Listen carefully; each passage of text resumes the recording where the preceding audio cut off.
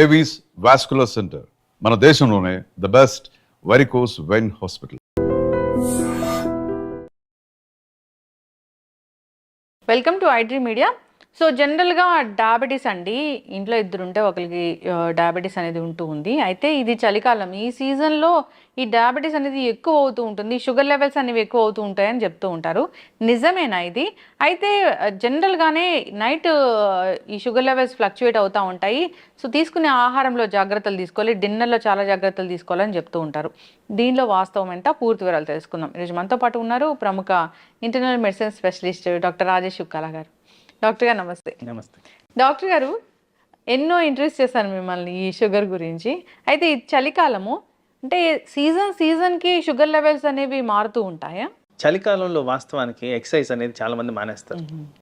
First thing, so exercise మానేసినప్పుడు వీళ్ళు చేసే పని ఏంటి? ఎక్కువసేపు పడుకోవడం. సో ఇండైరెక్ట్గా యాక్టివిటీ అనేది తగ్గిపోయింది. యాక్టివిటీ తగ్గిపోతూ చలికాలంలో కన్జంప్షన్ ఆఫ్ క్యాలరీస్ కూడా ఎక్కువగా ఉంటాయి, ఎందుకంటే ఆ ప్రిఫరెన్స్ అలా ఉంటుంది. సో ఎండాకాలానికి చలికాలానికి డిఫరెన్స్ ఏంటంటే వాటర్ తక్కువ తాగుతాం, సో స్టమక్ ఎంప్టీనెస్ ఎక్కువగా ఉంటుంది. సమ్మర్లో ఎక్కువ వాటర్ తాగుతాం, స్టమక్ ఫుల్నెస్ ఎక్కువ ఉంటుంది. సో ఆ కారణంగా ఇంకొద్దిగా ఎక్కువ తినడం అనేది సహజంగా జరిగే అంశం. సో ఈ కారణంగా షుగర్ అనేది ఎఫెక్ట్ అవుతుంది. ఓకే, జనరల్గా ఈ లెవెల్స్ ఉంటే ఇది నార్మల్ షుగరు అనడానికి ఏముంది డాక్టర్ గారు? ఎట్లా మనం చెప్తాము?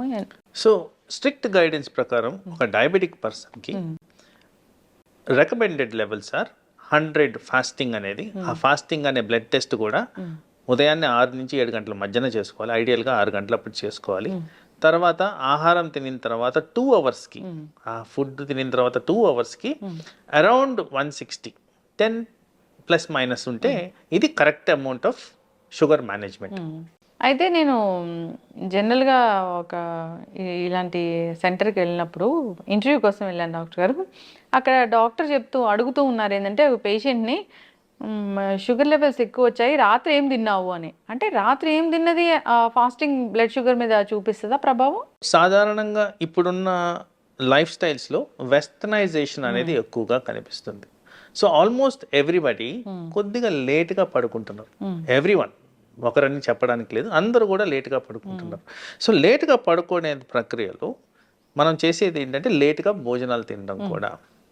అండ్ లేట్గా భోజనం తినడమే కాకుండా కొద్దిగా high calorie food or consumption of calories కూడా ఎక్కువగా రాత్రులే. ఇప్పుడు ఎవరైనా డే టు డే యాక్టివిటీస్ తీసుకుంటే, ఎవరైతే కాన్షియస్గా లేరో పొద్దున మధ్యాహ్నం కన్నా రాత్రులు కాస్త ఫుడ్ కన్జంప్షన్ ఎక్కువగా ఉంటుంది. సో ఇవే కాకుండా మనం ఇదివరకు అనుకున్నట్టు మానసిక ఒత్తిడులు అనేవి పెరుగుతూ వస్తున్నాయి. ప్రతి ఒక్కరికి స్ట్రెస్ అనేది ఎక్కువ ఉంటుంది, నిద్ర అనేది లోపిస్తుంది. సో నేను చెప్పదలుచుకుంది, డయాబెటీస్ అనేది ఒక హార్మోన్ ద్వారా రెగ్యులేట్ అయ్యే కండిషన్. ఇంత చేంజెస్ వచ్చినప్పుడు ఈ హార్మోనల్ ఇంబ్యాలెన్స్ కూడా తప్పుదోవ పడుతుంది. ఆ కారణంగా ఈ ఫాస్టింగ్ షుగర్ అనేది ఫ్రీక్వెంట్గా ఎక్కువగా కనిపిస్తుంది. ఓకే, అయితే ఫాస్టింగ్ షుగర్ ఎక్కువగా కనిపిస్తే దాన్ని బేస్ చేసుకొని మందులు రాస్తారా, లేదంటే దానికి కూడా ఏమైనా 24 hours మానిటరింగ్ అట్లా ఉంటుందా డాక్టర్ గారు? ఇప్పుడు డివైజెస్ అనేవి చాలా వచ్చున్నాయి. ఇప్పుడు కంటిన్యూస్ బ్లడ్ షుగర్ మానిటరింగ్ అనేది చాలా కామన్గా వాడుతున్నాం. దీన్ని CGM అంటాం. ఈ CGM అనేది ఇప్పుడున్న అవైలబుల్ డివైజెస్లో కనీసం 14 రోజుల వరకు కంటిన్యూస్గా మానిటర్ చేసే విధంగా ఉంటుంది. ఏ టైంలో ఎక్కువ అవుతుంది, ఏ టైంలో తక్కువ అవుతుంది అన్ని డేటా చూపించేస్తూ మీకు అలారమ్స్ ఇస్తూ కూడా ఇది ఫంక్షనింగ్ అనేది జరుగుతుంది. సో అలాంటి దాన్ని డేటా తీసుకొని మేము ఈ లెవెల్స్ అనేవి అడ్జస్ట్ చేయడం జరుగుతుంది. ఈ ఒక్కరోజు పెరిగిందా, 10 రోజులు పెరిగిందా, కంటిన్యూస్గా ఎక్కువ ఉందా అనే దాన్ని బట్టి మనం మెడిసిన్ ఎలా విధంగా అడ్జస్ట్ చేయాలనేది. ఎందుకంటే ఇక్కడ జస్ట్ షుగరే కాదు, అసోసియేటెడ్. ఇప్పుడు సపోజ్ నిద్ర లోపించిన వల్ల షుగర్ పెరిగినప్పుడు నిద్రని టార్గెట్ చేయాలి, కానీ షుగర్ని కాదు టార్గెట్ చేయాల్సింది. సో ఏదైతే టార్గెటెడ్ ప్రాబ్లం ఉందో దాన్ని ఓరియంటెడ్గా ట్రీట్మెంట్ అనేది జరుగుతుంది. ఏది దీన్ని ట్రిగర్ చేస్తుంది అనేది దాని బేస్డ్, దాన్ని తగ్గించుకుంటే షుగర్ అనేది అంటే జనరల్గా ఇప్పుడు మరి శీతాకాలంలో ఎక్కువగా షుగర్ లెవెల్స్ అనేవి ఫ్లక్చువేట్ అవుతూ ఉంటాయి, పెరుగుతూ ఉంటాయి అన్నప్పుడు జాగ్రత్తలు ఏం చెప్తారు డాక్టర్ గారు? సో మీ డైలీ యాక్టివిటీ ఏదైతే మేము రికమెండ్ చేస్తుంటామో అవి స్టాప్ చేయదు. That is the first thing. సరే, ఇప్పుడు మీరు సంవత్సరం పరుగుతా చేసి 2-3 నెలలు మానేసినప్పుడు మీ క్యాలరీ బర్నింగ్ కెపాసిటీ తగ్గినట్టే కదా. అవును. సో దాని కారణంగా షుగర్ అనేది వేరియేషన్స్ అనేవి వస్తున్నాయి కదా. తర్వాత కన్జంప్షన్ కూడా పెరుగుతుంది కదా. సో ఇవి కాకుండా ఆ న్యూట్రాలిటీ మెయింటైన్ చేస్తే ఆల్వేస్ ఐడియల్. ఎందుకంటే ఈ వింటర్ సీజన్ అన్నప్పుడు ఒక 4 months ఉందనుకున్నాం మ్యాక్సిమం ఎక్స్టెన్షన్. మరి 4 months is a bigger chunk. అంటే ఆ పీరియడ్ అనేది చాలా పెద్ద పీరియడ్. 4 months పీరియడ్ని రిలాక్సేషన్గా తీసుకోవడానికే లేదు. ఒకరోజు ఏదో ఒక పూటనో అంటే అది వేరు, కానీ మరి 120 రోజులు అంటే చాలా ఎక్కువగా స్పాన్. అందుకో బాడీ మీద స్ట్రెస్ ఎక్కువ ఉంటుంది, అవయాలు ఎఫెక్ట్ అవ్వడం జరుగుద్ది. పర్టికులర్గా ఆ సీజన్లో కొద్దిగా ఈ స్ట్రోక్లు, హార్ట్ అటాక్లు వచ్చేదానికి ఆస్కారం ఉంది. ఓకే. డయాబెటీస్ వల్ల కూడా స్ట్రోక్ వస్తుందా? ఓ 100%. Diabetes is the commonest reason for heart attacks in India. Commonest reason. So ఎక్కువ శాతం హార్ట్ అటాక్స్ ని మనం అనలిటికల్గా తీసుకుంటే డయాబెటిక్ రిలేటెడే ఉంటున్నాయి. ఏం జరుగుతుంది డాక్టర్ గారు? ఇప్పుడు షుగర్ ఎక్కువైంది, అది హార్ట్ మీద ఎట్లా జరుగుతుంది? సో వీటన్నిటికీ ప్రైమరీ కారణం కొలెస్ట్రాల్ లెవెల్స్. ఎప్పుడైతే క్యాలరీస్ పెరుగుతున్నాయి అంటున్నానో ఆ ఎక్సెస్ అమౌంట్ ఆఫ్ క్యాలరీస్ ఏమవుతుంది, బాడీలో ఫ్యాట్ రూపంలో తయారవుతుంది. కొలెస్ట్రాల్ అంటే ఏంటి? ఫ్యాటే. సో ఆ ఫ్యాట్ కారణంగా ఈ రక్తనాళాల్లో బ్లడ్ సరఫరా ఆగిపోవడం, ఆ కారణంగా బ్లడ్ సప్లై ఎక్కడైతే లోపిస్తుందో పర్టికులర్గా బ్రెయిన్ అండ్ హార్ట్కి ఎఫెక్ట్ అయ్యి స్ట్రోక్ అనేది వచ్చేదానికి ఆస్కారం ఉంది. ఇండైరెక్ట్ గా చూసుకుంటే ఈ హై షుగర్ లెవెల్స్ వల్లే ఇదంతా జరుగుతుందని సైంటిఫిక్ రుజువులు ఉన్నాయి. ఓకే డాక్టర్ గారు, ఇప్పుడు ఎవరైనా ఈ షుగర్ టాబ్లెట్స్ రాసినప్పుడు షుగర్ ఉన్న వాళ్ళకి బిఫోర్ ఫుడ్, ఆఫ్టర్ ఫుడ్ అలా ఇస్తూ ఉంటారు డాక్టర్స్. కొందరు బిఫోర్ ఫుడ్ తీసుకుంటే మాకు పడట్లేదు, ఆఫ్టర్ ఫుడ్ తీసుకుంటామని తీసుకుంటూ ఉంటారు. అది మంచిదేనా అండి? సో ఐడియల్గా ఇది customization to the patient need మీరు చెప్పే థింగ్. సో ఐడియల్గా ఎప్పుడన్నా ఒక సబ్స్టెన్స్ మనం ఒక దాన్ని కంట్రోల్ చేయడానికి ఇవ్వాలి అంటే బిఫోర్ ఫుడ్ అనేది ఇంపార్టెంట్. ఎందుకంటే అది జీర్ణమయ్యి ఈ షుగర్ లెవెల్స్ స్పైక్ అయ్యే లోపలే అది కూడా ఎఫెక్టివ్గా పనిచేయడం అనేది ఇంపార్టెంట్. సో ఐడియల్గా always sugar tablets before food అనేది ఉండాల్సిన అవసరం ఉంది. అది 10 నిమిషాల 30 నిమిషాలు అనేది డాక్టర్ గారు నిర్దేశిస్తారు. తర్వాత ఎవరికన్నా ఈ జీర్ణాశయానికి సంబంధించిన ప్రాబ్లమ్స్ ఉన్నప్పుడు దాన్ని ఎలా కస్టమైజ్ చేసుకోవాలో వాళ్ళ సూచనల సలహాల మేరకు ఫాలో అయితే సరిపోతుంది. ఎస్. కానీ అయితే చాలా పెద్ద మీ మీద కంప్లైంట్ ఏముంటుందండి డాక్టర్స్ మీద, నాకు షుగర్ వచ్చింది కానీ డాక్టర్ గారు ఏమో నాకు ఇన్ని టాబ్లెట్ రాశారు, ఓన్లీ ఒక షుగర్ టాబ్లెట్ రాస్తే సరిపోతుంది కదా, కొలెస్ట్రాల్ రాశారు, మల్టీవిటమిన్ రాశారు, ఇలాంటివన్నీ ఎందుకు రాశారు అని అంటూ ఉంటారు. ఎందుకు డాక్టర్ గారు? డయాబెటీస్ అనేది ఒక్క షుగర్కి సంబంధించిన వ్యాధే కాదు, పలు అవయాల్ని ఎఫెక్ట్ చేసే వ్యాధి అది. అండ్ నేను ఇదివరకు చెప్పినట్టు హార్మోనల్ ఇంబ్యాలెన్స్ కారణంగా వచ్చేదే ఇది. డయాబెటీస్ రాకముందు జరిగే అంశం ఏంటంటే పర్టికులర్గా టైప్ 2 డయాబెటీస్లో ఉబకాయం అనేది ఆల్రెడీ ఎస్టాబ్లిష్డ్. ఉబకాయం అనగా మెజారిటీ ఆఫ్ పేషెంట్స్లో ఫ్యాట్ కాన్సన్ట్రేషన్ పెరిగితేనే వచ్చేదే ఉబకాయం. సో డైరెక్ట్గా ఊబకాయం గురించి మాట్లాడితే ఈ కొలెస్ట్రాల్స్ పెరిగిన దాని కారణంగా ఫ్యాటీ లివర్ అనేది వస్తుంది. అథెరోస్క్లెరోటిక్ బ్లాక్స్ అంటాం, ఏదైతే రక్తనాళాలు బ్లాక్స్ అంటామో ఆ బ్లాక్స్ అనేవి కనబడతాయి. ఆ బ్లాక్స్ ఎక్కడైనా రావచ్చు కండిషన్ బట్టి. అందుకోసం అన్నిటికీ ప్రివెంటివ్గా డయాబెటీస్ని షుగర్ కిందే కన్సిడర్ చేయకుండా డయాబెటీస్ వల్ల వచ్చే ఎండ్ ఆర్గన్ డ్యామేజ్ ప్రివెన్షనే ఇప్పుడు మేము ఫోకస్ చేస్తున్నది. ప్రథమంగా దీంట్లో హార్ట్ అటాక్స్ రాకుండా మేజర్గా కన్సర్న్ చూపిస్తున్నాం, ఎందుకంటే highest amount of diabetic heart disease ఎక్కువగా ఉంది. అలాగే డయాబెటీస్ ద్వారా కిడ్నీలు ఎఫెక్ట్ అవుతాయి, లివర్ ఎఫెక్ట్ అవుతుంది, బ్రెయిన్ ఎఫెక్ట్ అవుతుంది, కళ్ళు ఎఫెక్ట్ అవుతాయి.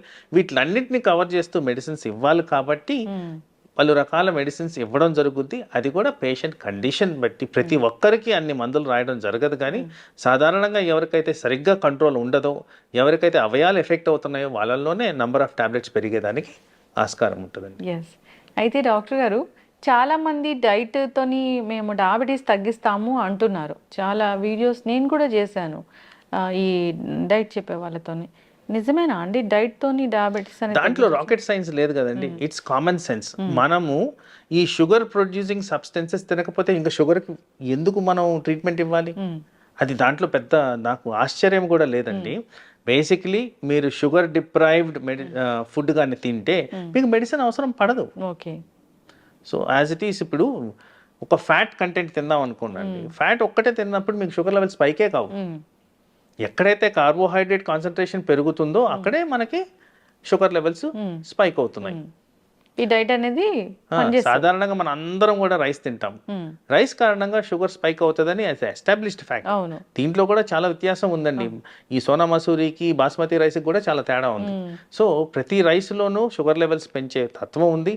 రైసే కాదు, ప్రతి సబ్స్టెన్స్ లైక్ చపాతి, వీట్, ప్రతి దాంట్లో ఉంది ఆ తత్వం. సో అందుకోసం మనం తినే కన్జంప్షన్ ఎంత ఉంది, మన బాడీలో ఎలా ఇన్సులిన్ సెక్రీట్ అవుతుంది, ఇలాంటి వాటి కారణంగానే ఈ షుగర్ అనేది రెగ్యులేట్ అవుతుంది.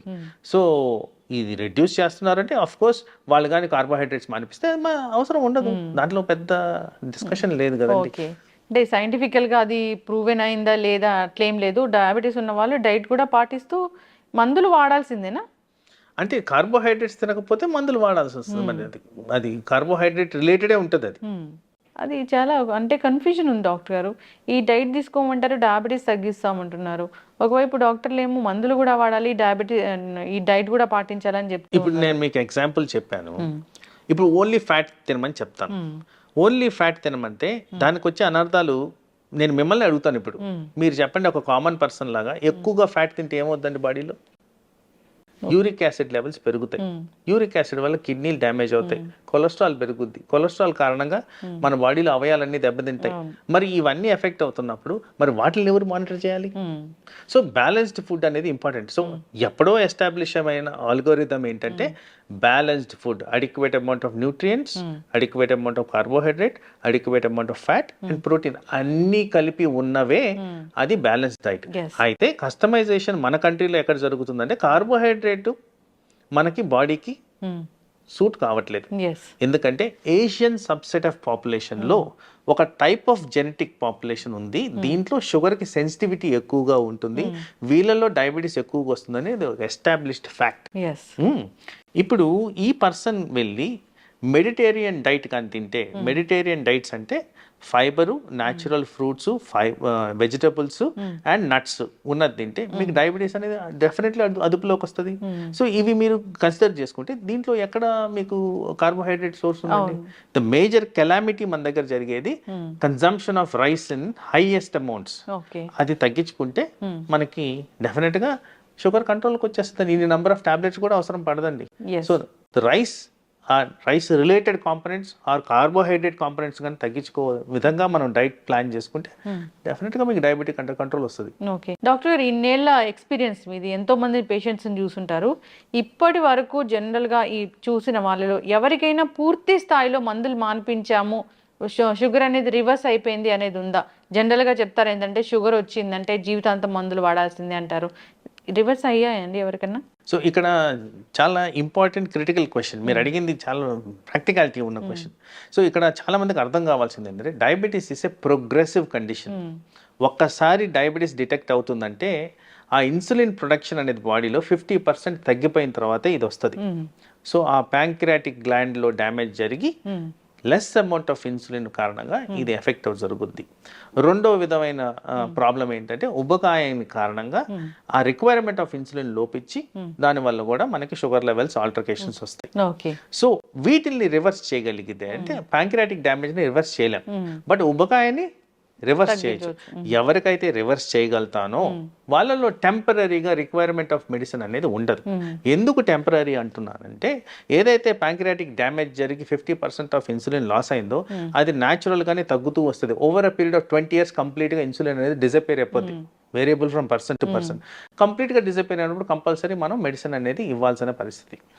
కంప్లీట్ గా జీరో అయిన insulin levels in the body అంటే మనం బయట నుంచి ఇవ్వాల్సిన అవసరం. ఎస్, ఖచ్చితంగా డాక్టర్ గారు. షుగర్ గురించి ఇంకా చాలా క్వశ్చన్సే ఉన్నాయి. సో మనం ఈ సిరీస్ అనేది కంటిన్యూ చేద్దాము.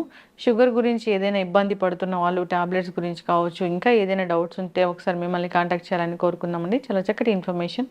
ధన్యవాదాలు. నమస్తే.